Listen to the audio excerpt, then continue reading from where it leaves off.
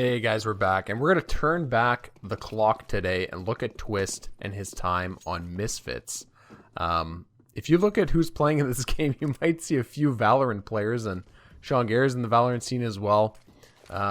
This Misfits team was actually very well regarded in the time, and there was a lot of hype behind the team just because of the players on it.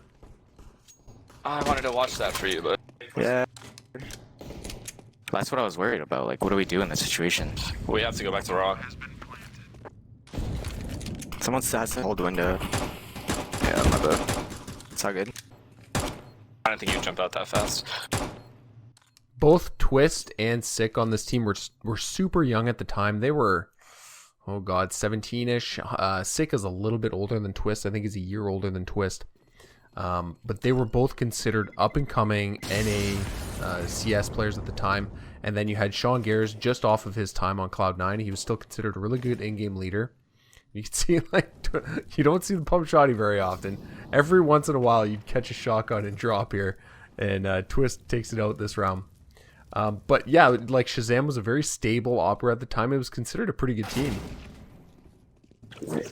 This. Gusta, big mads that he gets pump shottied. This version of the team really wasn't around all that long. Eventually, two French imports would come in, Amanek and Devo Duvek, and they'd replace Twistzz and Relics. Twistzz would get picked up by Liquid pretty quickly, and if you look at his stats while he was on this team, he was bonkers while he was playing on Misfits. You should run. Can you kill Joey off that? Can you use Let's see.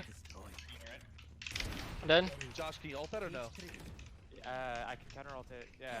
I don't know where to look though. Oh, I see them. Come in. Wait, you killed 3 already. Two. I'm not ulting this. One is say, one A long still. You think he's hell? Hell in Yeah, hell. One enemy Nice, remaining. amen. Ops right in front of you. Offset to left, yeah. Oh! Oh my god. Okay. You dead? One dead. I'm gonna build over the wall. Two dead. Remaining. You hold on Lamps. there. Nice, good job. I got the. I mentioned it in the other Twistzz demo review that I did a couple months ago, that it's been really entertaining watching these CSGO players do 10-mans in Valorant and stuff like that, and Twistzz put in some good time with Nitro, playing 10-mans when Nitro switched over. It's not quite the same now, you know, Twistzz is playing on Faze now, so he's kind of, his time is a little occupied, unfortunately, but if you check out the names of the people playing here, literally, Twistzz is the only guy still playing Counter-Strike. Nate on CLG is Ethan. He's playing on 100 Thieves. Cutler just got cut from TSM. Sabrosa's on TSM. FNS is on Envy. Kusta is on Gen G. Yeah, Gen G. Anyways, just Sean Gare's just commentating basically for Valorant. He hasn't really touched CSGO in a long time. And then Relics, who I also actually have an old demo review of. He just got cut from Cloud9. Shazam plays on Sentinels, of course, and Sick is on Sentinels as well. Anyway, some very familiar faces and guys that have stuck around the scene that maybe never would have found that fame if it wasn't for Valorant, right? Like, obviously, some of them did. Ethan and Twistzz had very successful careers, but Valorant really opened the doors for players to come in. Ethan with a good round here, by the way. And you know what? I really didn't mind the old Cobble. Like, I feel nostalgic watching it here. I didn't love it at the time, but you know, watching it now, you know what? I'm happy to see it again. I feel like the map could have been reworked a little bit to make it a little bit better. I mean, it's always kind of been a dog shit map. Even in 1.6, it was not a good map. And yeah, Ethan with quite the round here. He was only 16 during this game. And I mean, he was a talent for sure. Anytime you can get a 16-year-old to play on a pro team is pretty wild. Wow. Twistzz, okay, this round from Twistzz is pretty nuts actually. There's some comms too, so I'll let you guys listen to those as well. I wish you didn't hug the left like that, Skylar. Yeah, I mean, he wide peeked. He was all the way out. I don't know how. No, he didn't though. Bro, what the fuck is going on? Man, just a couple more bullets and he would have had that ace too. I think he looked down to try and see if he could grab a gun. But he didn't end up grabbing one. I don't know if he thought he grabbed one or something, but you know, well, he was also out of time, right? There was only like 5 seconds left, so he kind of had to run. Yeah, I don't know if he looked down seeing if there was a gun there or what, but I wanted to see what Sean Gares was talking about too when he was saying Skylar should have stayed to the right. So I got it on Skylar's point of view here, and you can see he's sticking to the left side of the entrance, so he gets swung on by Cutler, and then Sean Gares is to the right side. And I guess what Sean was pointing out was, you're going to see from his point of view, like he couldn't really trade it just because of their positioning here. To be honest, Sean was kind of busy throwing flashes and nades anyways. I don't think he would have been able to trade even if Skylar was to the right there. But anyways, one of the most iconic places on Cobble, right here. Chicken coop, chicken coop, chicken coop still. Please, chicken coop. Chicken coop! Chicken fucking coop! Dudes, where do you play? Maybe one of the best clips from Mo of all time. Anyways, if you want to see the original clip for that, check it out on YouTube. I can't do Mo and his chicken fucking coop. I had to put that in there once I saw, you know, CT hiding towards chicken coop. You know, there's like, this is an old map. There were some good memories made on this map for sure, including that clip. Maybe one of the funniest fucking clips ever. All right, back to the game here. And you can see Twistzz is over 200 ADR right now, and they're 7 rounds in. And he stays over 200 ADR for, I think, the entire first half. He just carries this game. And yeah, I remember that spot hiding behind that fucking pot. Oh my god, I couldn't see him. That damn pot that Kusta was hiding behind. It's like impossible to see.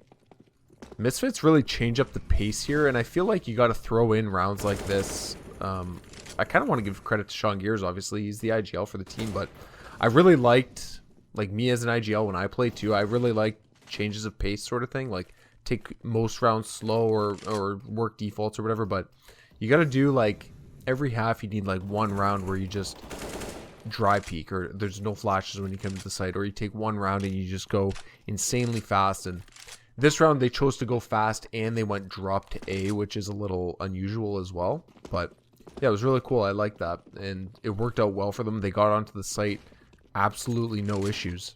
Really, the biggest downside of this map, it seemed like T's would almost always work towards B. Like A hits were pretty uncommon. It got a little bit better once they added those stairs to the platform on B, but it was a very T-sided map, especially hitting the B bomb site. Like the smokes were really easy to throw. But there is one thing I haven't talked about for Twistzz in this, and I'm going to go to his interview and let you guys read these comments. What is it about, and for Astralis in general, that they do so well that you guys can't get to break through? I think it's originally just them having our number, I guess. They know how we play. Zonic said in interviews, it seems like we're just a replica of them. And that's because we didn't have much time to practice. So we were just stealing stuff from them on the fly and then going into the match for some. And of course, you need to have a better play style than the other team if you're going to win versus that team. So at E-League, I think if we had more time to practice before then, we would definitely beat them. And this time around, if we get them in the 3-0 stage, I think we're going to beat them. Zeus said it, that you guys have a few strategies. Obviously, you guys had a large player break, larger than most because you didn't have to go to Stockholm. Is that part of the plan with Astralis? Were there some things you guys worked on, maybe specifically for the Astralis matchup? Maybe some things were kind of countered towards them, but then we realized the things that we prepared for them would work against all teams. So it's just very situational, and throughout the entire player break, we made a lot of stuff. And having these not really close matches is helping us hide all of our new things, so it's good. You on Team Liquid, I've talked to you through probably your whole stage. I mean, I think Dallas was your first. Dallas 2017 was your first big tournament with Team Liquid, if I'm not mistaken. Pretty much. Before then, I mean, CSM was not really. It's just a fun LAN, yeah. And I'm not sure if DreamHack Austin was before that. Yes, it was. It was? Okay, so that might have been. Well, not really big LAN. Dallas was definitely the biggest LAN. Yeah. I mean, your growth on that team, what is it like now on this team? Do you feel like you have even more of a say? Do you feel like like you can kind of control what is being said and done on the map, or you still feel like you're just one of the main powerhouses, riflers, and they kind of just point you in the direction? Everybody kind of picks up all roles. That's just the way it is now. Before then, it was kind of more like, okay, I do this, I go here. They put me in a lot of the, I guess, safe spots on CT side that way people don't want to play. So I just play them, do my job, stay alive, kill, whatever. But now it's like, I feel like I have room in this team. Like, everybody has room in this team, and everybody can say whatever they want, and everybody can benefit the team. We had the tagline before, NA's first major. Cloud9 ruined it for you guys, okay? They stole the Boston major. Okay, this major feels like you guys have a legit chance, especially if you guys can overcome that Astralis hump. Is this it? Is this the second major that NA's winning? We're going to try our best, too. Definitely. I don't care how many people are picking us to win. We're just going to play our game. We all know how much we prepared for this, and the goal is to win. That's the only goal we have. Thanks for your time, Twistzz.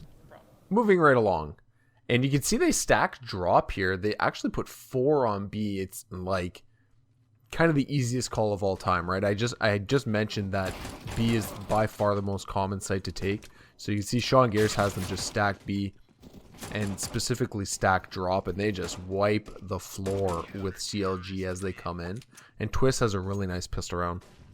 He's always been a super good USP user. Like, he's a very aim-centric player, and I'm not going to say he relies on his aim, but one of his best aspects is his aim, and that translates really well through the USP, just because you're tapping and you're usually not strafing around or doing, it's not spray control or anything like that. It's just clicking heads, and that is by far the best talent that Twistzz has. Twistzz is playing, on Faze now, and he's living full-time in Europe. It seems like his time in the scene accelerated so quickly.